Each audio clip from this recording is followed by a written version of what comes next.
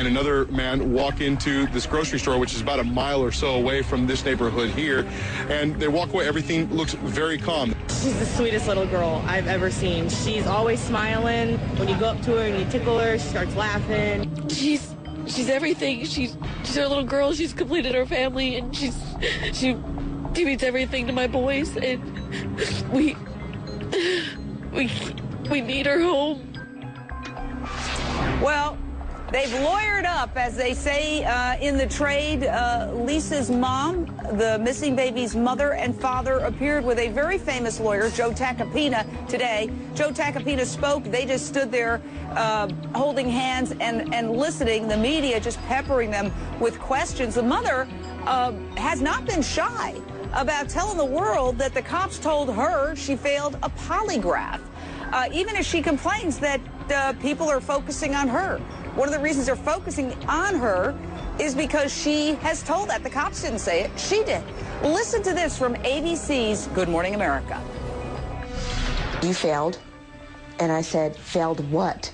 What question did I fail? And he said, you failed the one where you know where your daughter's at. And I said, that's not possible. I don't know where she's at. It seems to me odd, Mike Brooks, that she is the one telling everybody that cops told her she failed a polygraph, because cops refuse to confirm that. They've also refused to say that she is a suspect. What do you make of my theory that possibly the blackout from alcohol could be the reason that she failed the polygraph? Well, it could very well be, Jane, but it also could be an investigative technique that they're not getting all the answers that they think they should be getting. And, we heard Joe Tacopina today that said, he didn't like the way that law enforcement was handling her. So she's the one saying that, though. I mean, maybe she did, but they think that she knows where the baby's located, and she's saying she doesn't. So it could be an investigative technique, or she may have actually failed the polygraph. But law enforcement aren't going to say she failed the polygraph. We've heard that from their spokesperson. And Deborah also said that during this interrogation, cops used some, well, you might say controversial techniques in an apparent bid to try to get her to say something. Listen to this from ABC's GMA. This is pretty fascinating. During interrogation, we found this. They showed me burnt clothes. They showed me a Doppler thing with pings from my cell phones. And I'm led to believe at this point that none of that was real. I hope the burnt clothes weren't real. And another perplexing piece of this puzzle is that the cell phones that the family had in the house, they say whoever they believe broke into the house through a window and turned on all the lights, took their cell phones. And we don't know anything about whether the cell phones had any pings, although apparently, if you believe the mother, the cops tried to use cell phone pings in their interrogation. I want to go to a very special guest we have, Janice McConnell. She works at One-Eyed Jack's Tavern.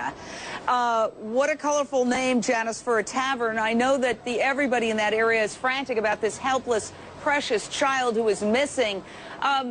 I understand that one of the people that police interviewed and later exonerated but thought might be a suspect at one point, a homeless man that goes by the name, Jersey. What was the name? Jersey.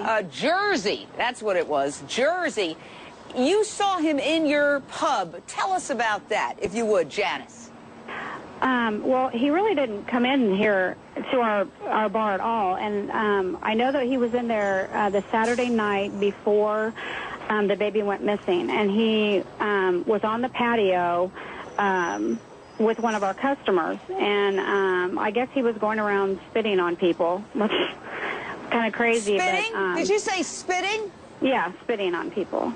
So, lovely. And we had really never seen him before that night. And my bouncer went out and asked him to leave. And that's really the first and last time that we've seen him. And so they've been talking to us about it because it appeared that was the last time that he'd been seen.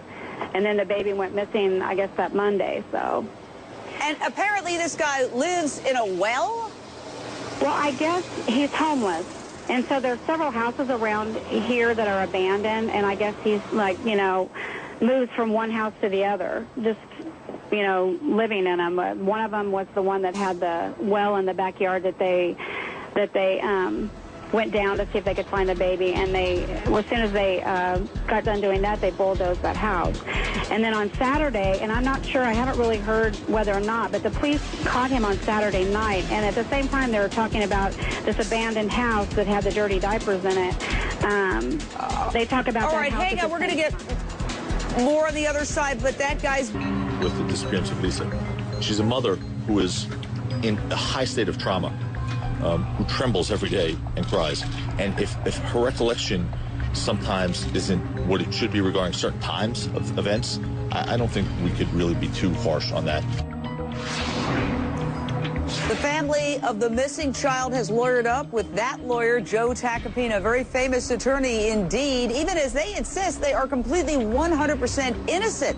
Now, surveillance footage has given the father an alibi. He was working on a Starbucks that was under construction, and there's apparently surveillance video of him. Listen to this from ABC's Good Morning America. It's actually kind of done the opposite. We've spent, every waking moment together since this happened. It's actually made us a lot closer. Well, he's sticking by his wife, who was the last one to see the child. Rebecca, Georgia. We're going to the phones. Rebecca, Georgia, your question or thought, Rebecca? Hello, Jane. I watch your show every night. Hi. Thank you. Thank you. I hope you keep watching. And my thought is, it's like a repeat of Mr. Crossley, just like her. She was in another room when the little girl was taken, and she was also in bed with their son, and the lights were on also, and the father came home just like Lisa father to find the baby missing. I think she knows what happened to baby Lisa and who has her. Have they given thought of the similarity? Well, Rebecca, you have made some great parallels there between these two cases. And, of course, the disappearance of little Haley Cummings remains a mystery to this day, even as the mother or the girlfriend of the father, Misty Crosland, remains in prison on drug charges, as does the missing baby's father, Ron Cummings. They're both in jail. And still, we don't know what happened to that child. It's a total mystery, and I agree with you. Whitney Walsh, what perplexes me about this case is that it appears, according to published reports, that Lisa is not allowing police to re-interview the two older children in the house, the 6- and the 8-year-old boy, saying she doesn't want to upset them anymore. Do you buy that explanation? You know, Jane, I actually do. She's a mother. She's trying to demonstrate that she's protective of her children. She is probably, assuming that her story is true, let's take that stance first. She's probably in a great deal of shock. She's been undergoing a lot of police investigative techniques that could have caused her a lot of stress and anxiety. And now she's doing the one thing people are saying that she didn't do with the baby, which is try to protect her son. So I get it. I totally get it. Jim Spellman, CNN reporter. You've got Lisa's mom, the baby's mother, buying wine with her brother. What do we know about this brother? And also the neighbor. What did the neighbor see when she left? Because I understand she saw lights going off. She saw lights going out. She left about 10:30, Jane, and saw lights going out and told Deborah this. And, of course, when Jeremy, the father, came back, the lights were on. Now, this neighbor is somebody we haven't been able to get to, and they haven't named her yet. Several of the neighbors here have put up no trespassing signs on trees in their front yard and made it clear that they don't want to talk to anybody. We do know that several of her neighbors, including her next-door neighbor, we are out of time. Thank you so much. Fantastic panel.